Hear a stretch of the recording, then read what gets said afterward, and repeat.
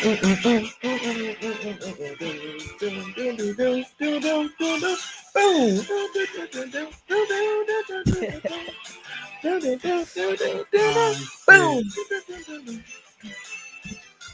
What up, my guys? Welcome to another show, man. NBA Talk with Jay. It's Thursday, man. Y'all know how we rock on Thursdays. We have our guy Ronald Cabang here with us, my guys, aka UCapper. Y'all make sure y'all follow him on Twitter at UCapper Sports here. This is my guy right here. A real good, genuine guy. See what I'm saying, man? All the guys that I have on the show, good, genuine guys, man. So, but we're trying to get some cash. Tough card today, Ronald, but we're gonna try to break it down and get to some cash. How you doing today? Is everything cool with you?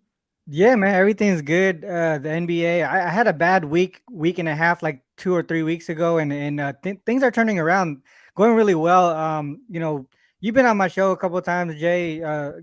Every now and then, and this week, man, has been really good so far. So hopefully we continue going in that direction, man. Just cashing tickets this week.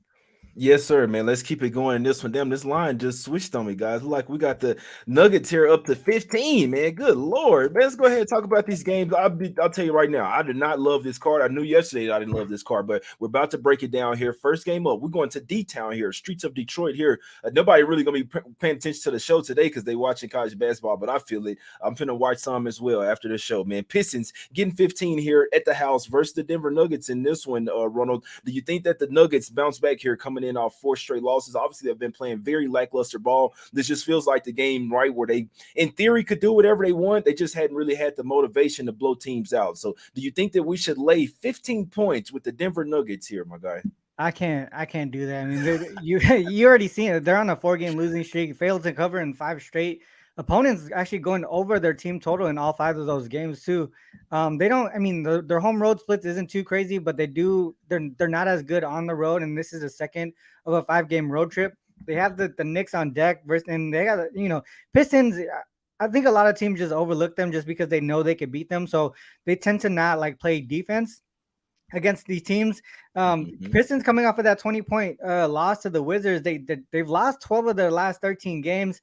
First of a 2 game homestand for them. It's after a one-off road game, so the travel spot isn't that great for them either. I think one thing that I noticed was the Pistons won and covered the first matchup this season, 110 to Mhm. 108. They were 12 point dogs earlier this season.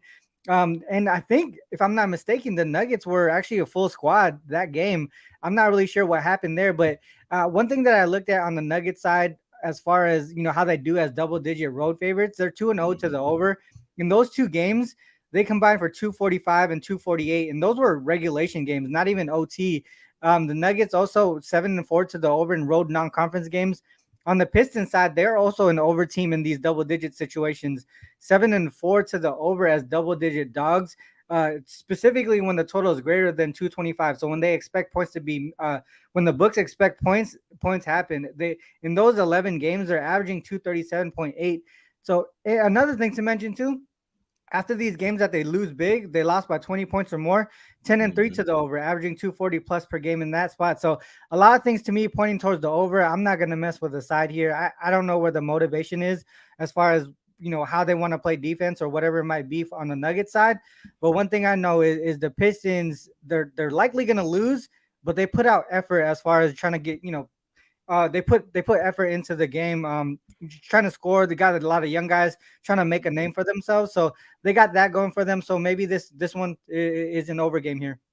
Yeah, I'm right there with you. And like you say, if the Nuggets don't bring their best effort defensively, we know that they want to score points and show out offensively here. Looks like their team total is sitting at 120, 120 and a half as well. But yeah, I could see it over getting here as well because, like you say, if you don't expect them to come out here and take this team serious, then they'll come out, do whatever they need to offensively, might put up 130 points, but they also might allow 110 as well, my guys. So definitely could Yeah. talk you off. I just see this as possibly like a stat pad type of game for Jokic. They can literally do whatever they want. I mean, he might have a triple double by halftime in this game, man. So this could be one Yeah. of those where you bet some props for the Nuggets, 3 point props, all this good stuff. But there's no way in hell I'm laying 15 with them. In theory, bounce back spot, but like I say, bounce back spot winning by 20 here. The Nuggets just have shown that they're not locked in that much to where they even want to blow teams out, man. So they can clinch the division, they can clinch a playoff berth with this win. So they should get the win, get over that speed bump, get off the schneid, if you will. But want no part parts of laying 15 with the Nuggets in this one.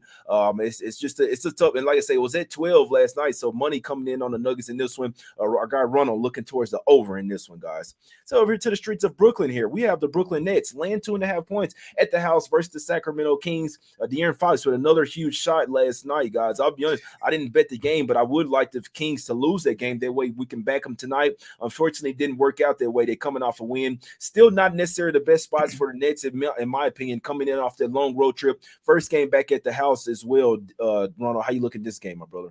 Yeah, that was my only loss yesterday was that Bulls. I took them on the money line. I probably should have took them early instead. They kind of give it up in that third quarter. But like you said, man, Kings coming off another dramatic win. I think one thing to know is the second leg of back to back here. Sabonis played 40 minutes last night. I didn't see anything as far as like the injury report, but this might be one of those games where they take some load management. They don't do it often. They've been really good as far as not not messing with load management, not doing any injury manipulation type stuff, and that's why they've been so consistent as far as winning games. But today might be one of those games. Like I said, I haven't seen anything on the injury report yet that says it, but we never know with the NBA these days. Nets coming off of that 14-point loss to the Thunder. This is the first game home following 5 straight road games as well. So this is a tough travel spot for them. From a matchup perspective, Kings won and covered that first game by 30 plus. I mean, obviously the Nets were a different team back then. They had KD on the roster, but Kyrie was in the roster too, but he didn't play that game either. To me, I'm looking towards an under game as well, because me and Chris, when we did the show yesterday, we talked about that under on the Kings Bulls game that hit. The Kings, the one thing that we looked at on the Kings game is they're 7-4 to the under, 10-3 to the under in non-conference road games this season. The Kings 7-0 to the under on the second game of a road trip as well. So we talk about when you travel from east to west or west to east, they typically had that jet lag on that second game, and you could see it here in that trend. 7-0 to the under on the second game of a road trip.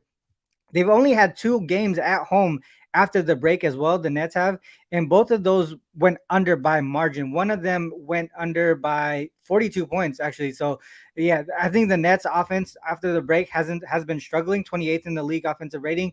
They don't have a lot of offense to keep up with this Kings team. So one thing that they're going to do is try to focus on the defensive side of the ball to give them a chance to win. So I would look towards the under again in this one.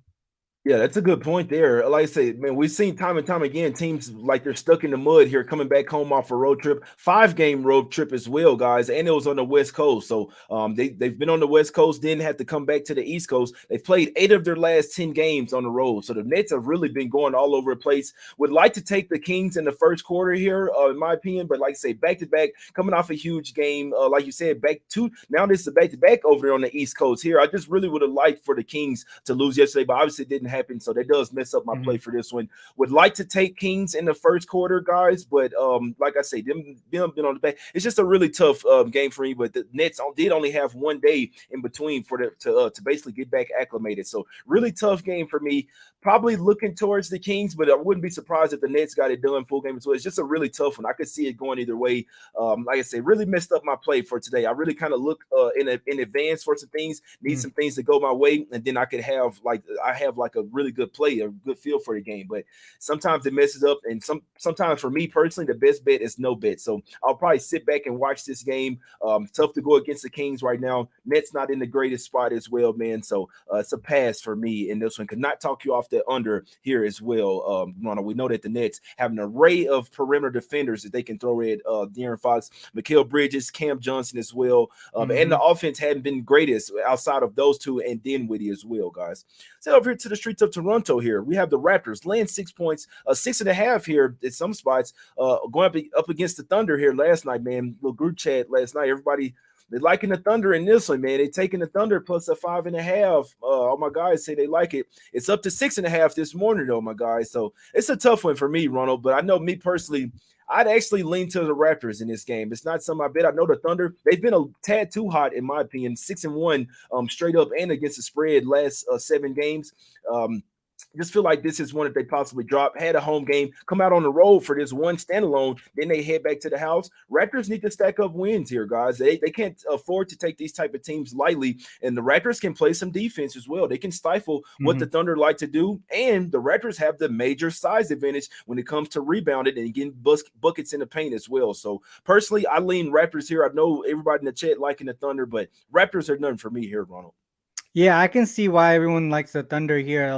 I mean, they've obviously been one of the best ATS teams all season long, not only at home, Mm-hmm. but even on the road. I think on the road, I think they've covered over 60% of their road games for the most part, especially when they're the dog, right? I mean, I think that's the way that we want to back the Thunder here. Mm-hmm. And they just continue to be undervalued. But like you said, a lot of people like them. I agree. You know, for the most part, after the break, it looked like they were tanking. Then all of a sudden, they pull off 6 of the last 7. You know what I mean? So Mm-hmm. they're in position to really they have a lot of motivation right now, right? Because they're ninth in the West. They want to stay in the playoffs. It seems like they want to stay in the playoff race here, and it's only one game between ninth and 12th. So one loss means that they're out of the playoffs. Um, Mm-hmm. one thing that I looked at really was, the letdown spot here. The Raptors coming off of a big win over the Nuggets, right? Now they're facing a team who has a lot to play for. Like I said, they have a lot of motivation to play for this game. The Thunder do. After the break, is another thing that I looked at was, um, the Thunder winning 6 of the last 7 games, basically, right? Mm-hmm. Raptors kind of struggling on the offensive side of the ball after the break here, 25th in the league in offensive rating post All Star break. So they're struggling in that aspect. Going and they've gone under their team total in 7 of their last 10 games as well. And it's not like they've been playing like top notch defenses either, right? They're just kind of struggling on their side of the ball for the most part. And we already know about Van Vliet, issues with the refs. It could be something that to look into as well. One interesting fact is that letdown spot that I talked about earlier after beating the Nuggets. I just randomly wanted to see how teams do after they beat the Nuggets in the previous game. Those teams are 6-8 straight up, 5-8-1 against the spread, and 9-5 to the under. Typically, they're struggling more on the offensive side of the ball after playing the Nuggets. It's sort of that, like I said, letdown spot. The interesting part is that they've played the Thunder the following game in 3 games out of those 14 games. So they've been in this position to kind of take advantage of that letdown spot multiple times this season. And in those 3 games, the Thunder won and covered all 3 games by margin. They beat the Hawks and the Nets and the Spurs. Obviously, the Spurs they beat the Nets. I don't know how they beat the Nets, but they ended up sorry, the Nuggets. But to me, I think the Thunder is the spot here. The other thing that I could look at would be a prop perspective. Jalen Williams has gone over 8.5 rebounds and assists in 6 of his last 7 games by huge margin. He's consistently getting 30 plus minutes per game. He rarely gets into foul trouble, so he has that length to be able to guard some of the guys over on the Raptors side to Mm-hmm. like stay on the court for a long period of time. And then the other thing to mention is he's gotten 10 rebounds in a single game in the last, within the last 5. He's gotten 10 assists in a game against the Spurs. So he can get over 8.5 with just one single stat, but you're giving 8.5 with rebounds and assists combined. So I would probably take that over there. Yeah, I like it. Yeah, I think this is a good prop game in my opinion. Just me personally, the way I feel, the way I look at the game, the Thunder have been beating up on some bad teams in bad spots, in my Mm. opinion. They beat up on the Jazz 2 straight games. The Warriors at home, right? They had the Warriors on the road, so obviously the Warriors not the same. They did lose by 31 to the Suns without SGA and Nelwyn. You beat New Orleans, which they're the walking ruin right now. You beat the Spurs, and then they were down versus the Nets. The Nets were hitting a ton of shots versus them. Basically, just ran out of gas in there when we hit a little live bet with the Thunder and Nelwyn as well. They basically just followed the script. Nets ran out of gas last game of a 6-game road trip. So, like I say, this is me, just the way I feel. I feel like the Thunder have been a little too hot. I do agree with this line coming up from 5.5 to 6.5. I didn't lay it with the Raptors, but I do think there's a spot back-to-back home games where they need to string together these wins. And this one got some tough games coming up versus the Timberwolves and Milwaukee Bucks as well. So I just feel like this is a winnable game for the Raptors in this one. Anything can happen. I didn't bet the game, but be Raptors or nothing for me, my guys, in this one. Let's get over here to the streets of Milwaukee here. Bucks land 13.5 here at the house versus the Pacers here, Ronald. Total sitting at 243. How we liking this one? Yeah, I gotta look towards the Pacers. I know it's an ugly play, especially with everyone on the injury report here for the Pacers side. But we were talking a little bit last night about this one, expecting some of these guys to play. Also, maybe Lopez sitting as well in this. With their schedule, how their schedule has been lately, being the third game in 4 nights. Even though it's not the second leg of back-to-back games, they put themselves in good position to really get into the playoffs pretty healthy here. So they're first in the league, first in the Eastern Conference now. I think giving Lopez a break here might make Mhm. sense for them. One thing that obviously the Pacers coming off of that 20-point loss to the Pistons, a bunch of key players were missing that game. Like I said, man, I think they're going to show up here. I think Halliburton's going to show up as well. One thing that I looked at was the Bucks. They own the regular season matchup, right? They won both games so far by double digits. Both Mhm. flew over the total. One thing that I liked, one thing that I looked at was this: the Bucks here, 7-1 straight up, but only 4-4 against the spread to the following at least a two straight road game. So when they're at home Mm. following road trips, coming Okay. back, they kind of tend to struggle. Even though they win the games, they're not covering. So this large spread is telling me that maybe it might be a little bit too big at 13 and a half or whatever it might be. On that note, the Pacers, I think it is. Man, my notes is jack 8-2 straight up. Sorry, my bad. Pacers are actually fourth in offensive rating post All Star break, which is slightly better than the Bucks. But the big gap here is the defensive side of the ball. So a lot of things to me is pointing towards points here in this one. I think this is going to be an over game. I also think that the Mhm. Pacers should be able to put points up against the Bucks here, where they might be not in like a look ahead spot, just a bad spot where it doesn't seem like they're going to focus on the defensive side of the ball. I think the Pacers, they're not huge dogs often, so I looked at how they do as double digit dogs. It's Mhm. not a big sample size, 2-1 straight up and against the spread. But I went to see how they do as dogs of 8 or more points, 4-1 straight up, 4-1 against the spread. So they're actually winning these games outright. Pacers with the 2 days of rest or more, 11-3 against the spread as well. So they're covering these spreads with extra rest. A lot of things Ronald, pointing towards the Pacers plus 13 and a half. Maybe the Pacers team total over as well if you want to look in that direction or if you want to pivot in that direction. look, Ronald. You looking at the screen? Man, it's crazy. I wouldn't be surprised if Pacers plus 700 got it done here, guys. Like literally. But yeah, it said 14 last night. I did put a little sum on Pacers plus the 14. I wouldn't be surprised if this is a Pacer type of game. I could see a point shaving Giannis type of spot. No one's gonna want the Pacers here. I hadn't seen a single person look at the Pacers in this spot, and they won't, to be honest with you. It's gonna be Bucks or nothing, basically for the whole world in this one. I don't like the spot for them. Like Ronald said, land from 12 and a half to 14 and a half points this year. They're only 1-2 against the spread. I don't like the spot for them. They're possibly, I mean, hopefully, I'll tell you this right now. Hopefully, Crowder, Brooke Lopez sit in this one, man. I don't want full squad Bucks come Yeah, out yeah, there, guys. exactly. They are on a different wave right now. The Bucks look like they're pushing for a championship. I'll tell you that right now. I did read something about that. Giannis is still kind of, his right hand is still kind of hurt. Obviously, they won the last 2 games with him in there. Like I say, this is a good spot for them to rest Lopez. Everyone for the Pacers should be in there, guys. So everybody practiced yesterday. It's really one of those. If you follow the beat writers, if you follow the right people on Twitter, then you wouldn't be surprised if Halliburton, Buddy Hield, McConnell. We know that Miles Turner's coming back for sure. I Yeah. watched the interview. He said for sure he's coming back here. So don't even wait on him. But yeah, Pacers plus the points, in my opinion, I feel like the right side. There's nothing super heavy for me here, but I do think this is a play going against the whole world where it's going to cash. Where the Bucks will, they're probably going to win this game, but I think it's going to be by single digits. This could be one where they taper off in the fourth quarter as well. We know the Pacers get better and better as the game goes. Now the guys could come out rusty, guys. I could tell you that. I mean, this could be Hmm. a game where they unfortunately get down big because the players hadn't played in 3 or 4 days. But what Turner says, they have been practicing, even though they haven't been playing. They've been coming in, working out, practicing and stuff. So I expect a full squad here, other than Benedict Mathurin. I believe Benedict Mathurin and Chris Duarte are out for the Pacers. Those are the two guys that for sure should be out for this game. But I'm expecting everybody else to go here. I wouldn't be a bit surprised you see all four of those guys playing in this one. They practice, and like I say, personally, hopefully Brooke Lopez sits in this one. But you got a nice little lead over there. There's no real reason to go balls to the wall in this one. Pacers are good in this spread as well, 1-0 against the spread, getting from 12 and a half to 14 and a half this year. So I just feel like this is too big of a spread. The Bucks have absolutely owned the Pacers. They've beaten them 10 straight times, guys, but Pacers covering this spread tonight, my guys. Did take the plus 14 last night. I still like still a few 13 and a halves out there. I would even still take the plus 13 with the Pacers. I do think that this line will close around minus 10 for the Bucks in this one, guys. So give me the Pacers. I got my yellow on today. Let's go. It's the only thing I bet today. I need the Pacers plus the 13 and a half, plus the 14, guys. But like I said, I still like the 13 as well. Lucky number 13, Ronald. Last game up. Let's go over here to the streets of Phoenix here.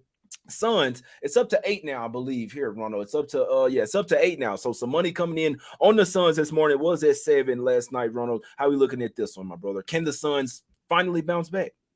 Man, I think they should get the win here. I just don't know about them covering that number. I think the matchup wise, I think they match up pretty well. Magic actually beat the Sun outright earlier this season by margin here. One of the things that Sun's not the best team in back-to-back revenge situations. We've been looking at this revenge angle all season long. A lot of teams struggle on it, and a lot of then there's some teams like the Wolves and the Sixers who do well.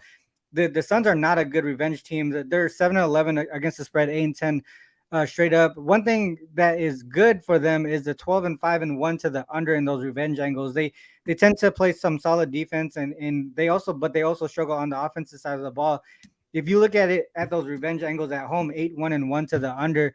The on the Magic side, the things that go well with for this under is that they struggle offensively, right? They're 25th in shooting percent, true shooting percentage, 17th in offensive rating post All-Star break. So their offense isn't clicking, while the Suns, they play a slow pace. They play a slow pace, and they also play solid defense. So sort of like a recipe for an under here. I think that should be the play in my book. I think the Suns win the game. I'm just gonna stay away from the side here. I think it should be an under game. Some things on the Magic side from a trend perspective to support that under 9-5 to the under versus teams that they beat in the most recent matchup this season. If that total is 230 or less, like if they expect less points in this type of game, it happens. 7-2 to the under, combined 217.6. So there's a big gap between the average number there and also what the number they're giving us. So I would lean towards the under here. It's a tough one for me, guys, because can the Magic match up well here? You damn right they can. They definitely have a lot more size advantage as well, but the Magic almost seem like they don't even want to win right now. I mean, you can't be losing by 18 to the Spurs right there. I'm just sorry. You can't do that. I mean, what are we doing here? You were laying 7 points in a game and you lose by 18 to the Spurs. They've only won, they're only 1-5, 1-4 straight up their last 5 games as well. This is a team that was right outside the play in. They really, and it's kind of crazy because at some point when you realize, like, damn, it's kind of an uphill battle to even make the play in. We might as well kind of, you know what I'm saying, just like kind of get a little closer to the bottom here. So I worry about the motivation for the Magic. This is a really good team. We will make a ton of even more money with the Magic next year as well, guys, when they're even more like a more cohesive team as well. But it's just, this is a spot where the Suns, this is the last game at the house where it's only a little 2-game homestand before they head out on the road, a little 3-game road trip. But like I say, 3 straight losses for the Suns. They're in need of a win in the worst way. We see Booker go bunkers in time and time again in games like this versus lesser teams. So what I'd lean is the Suns in the first quarter to come out here and get at least they got to get a better start, man. Like I say, they've played 3, come off a game where they played 3 tough teams, basically got smacked from start to finish in all of those games. So in this particular one, I do think they have the advantage with them having back-to-back home games, coming off a few bad losses.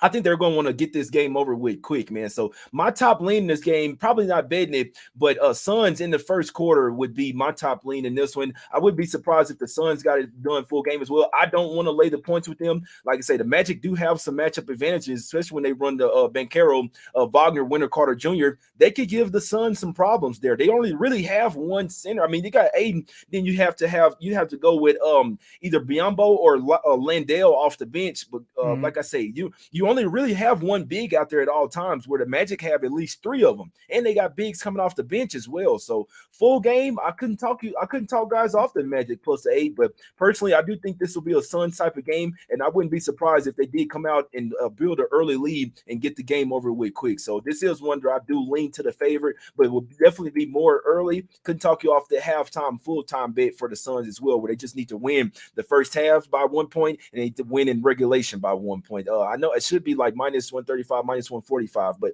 that's what I'd be looking in this one. Not necessarily laying the points though with the Suns, guys, but that's the show, man. Five tough games. We break them down as best as our ability in this one, guys. Let the people know what you got on the card for today, Ronald. Yeah, I'm looking at the Nuggets Pistons over, the Kings Nets under. Those are two plays that I played last night. I'm not sure if the line moved, but those I played them last night at the number that was given. I think it was 228.5, and then 237.5 for the Kings Nets game. Other stuff that I'm looking at that I haven't gotten to the window yet with, I believe it's the Pacers plus 13.5. I think I might get there. The Magic Suns under was another look there. I think the Jalen Williams rebounds and assists. I'm pretty sure I'm gonna get there as well. So some stuff that I like. Haven't like I said, I haven't gotten there to the window with it, but I'm strongly leaning in that direction. I do have that show again. Let's Cap my show. Let's Cap at 11 o'clock. Chris is gonna be there with me. Jay, I don't know if you want to pop in for a few minutes. I know you usually have a busy schedule, but if you guys like stuff like the basically the way that I break down games, you guys could check out that show because I actually show it on my screen and show you where I pull the information from. Some guys in the chat talking about obviously you could throw trends away.